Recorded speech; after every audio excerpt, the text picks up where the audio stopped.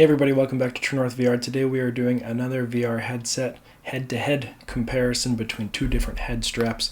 We're going to be looking at the Kiwi Design K4 Boost and the Kiwi Design K4 Duo. Very similar, but I wanted to go over the differences and maybe help you make a decision between the two if these are the two that you are eyeing up. So let's look first at the K4 Boost.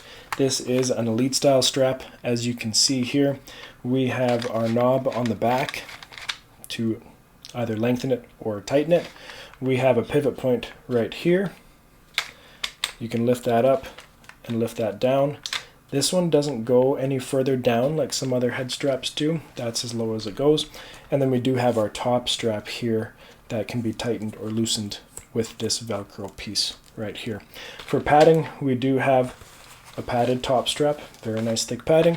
And then you can see our rear padding. We got our space in the middle, really solid, thick Kiwi design padding. Some of my favorite types of padding. Theirs is always very dense. It doesn't just squish super easy, nice and soft. It is leather material, really easy to clean, also removable via Velcro. So you can take that off if you need to give it an extra deep clean. Let's do a little try on here for you. So you can put it on as you see fit. You can always adjust that top strap there.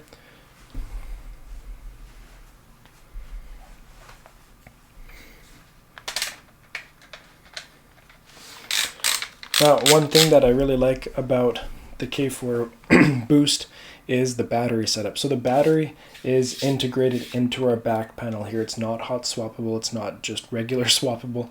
It is integrated into there. It is 5200 mAh. It's only going to give you roughly 2 hours of extra game time, maybe a little bit more depending on what you're doing. However, their charging system is a dual charge system, which means you can leave this plugged in at all times. And once you put in a charging port or charging cord into here, into the head strap, it's going to charge both your headset and the head strap at the same time. It's not going to be going from this battery to this battery. It has two different charging chips and it does both simultaneously. So you can have both the headset and your battery fully charged within 2.5 hours, and then you're going to have 4 hours, maybe a little bit more, of gameplay to use with it as well. So it's got a really good charging system. Makes it really easy with a charging dock because then you can just plug in the back on a charging dock. I use the AnaPro one back here. It has a USB-C cord that just goes right in there.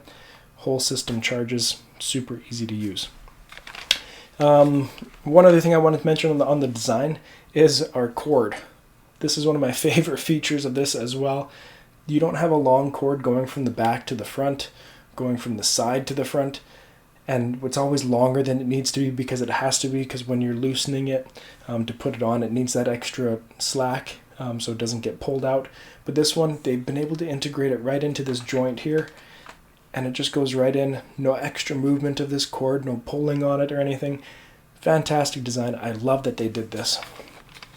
The weight of this one is 350 grams. This is one of the lightest battery head straps on the market because it is so simple.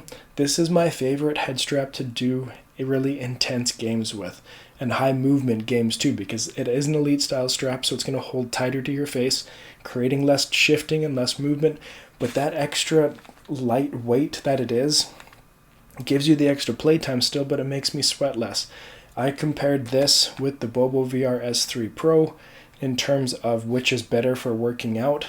Used them both, traded them both for a couple of weeks, and this one for me was a clear winner. I sweat less with this one, and it was better for high movement games.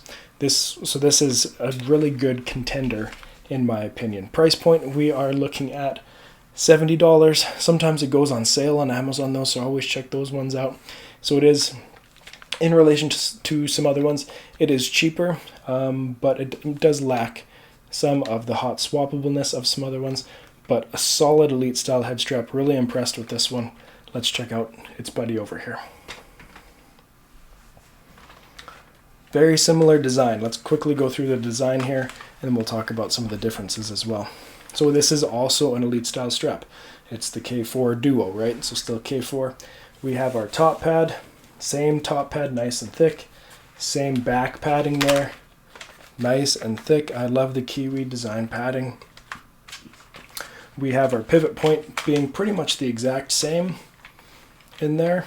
And then we have our back knob, again, pretty much the exact same. Our battery system, the exact same, 5200 mAh, roughly 2 hours of extra game time. I noticed that using the headphones, it doesn't really take that much battery power away from this extra battery while you're using it. And so it can still get you 1.5 to 2 hours of extra game time when you're playing. Same dual charging system, charging both at the same time. If you have a 45 watt charger, headset and head strap can be charged within 2.5 hours. And the same design here with the cord again. Love that design, no slack. This isn't getting snagged on anything. Love the design. Let's do a try on and then we'll get into some other things here. But very similar. Obviously you're going to want to use the earphones or the headphones. They adjust right down. This pivots in and out. In and out. And then obviously this rotates here, and then these can also move a little bit as well. So there's a lot of different adjustments built into it, so it should fit your ears and your head style as you are using it there.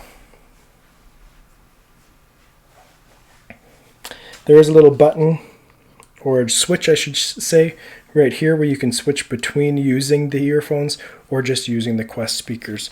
So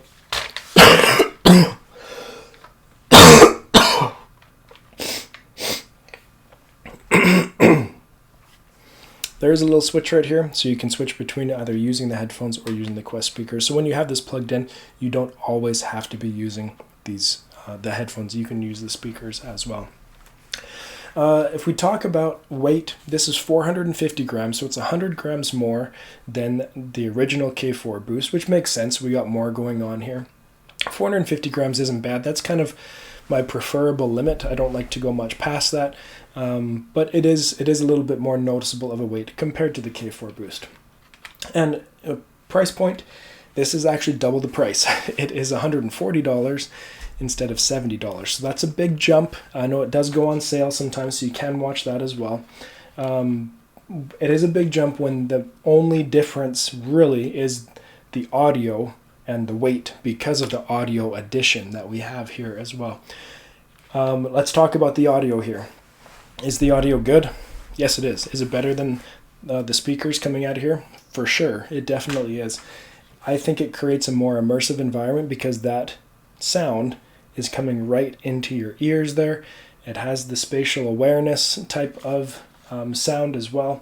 So it does a good job at creating a more immersive feeling when you're in VR. Now, could you just buy that head strap, the K4 Boost, and have other either headphone, like total ear covering headphones or earbuds or something? Yes, you could. But if you look at those prices, like I've reviewed the Vega T1s and the Vega Q1s by Prism XR, both of those are over $70. However, you can use them for other things as well. This, you are stuck to use the audio just for the Quest, whereas I use my Vega T1s on my phone, on my computer, on my Quest. I use them everywhere. So it is nice to have that mobility of sound as well. So that's something to consider. Those are the quick specs between the two. I hope that helps you make a decision between them. Thank you for watching this one. We'll see you next time here on True North VR.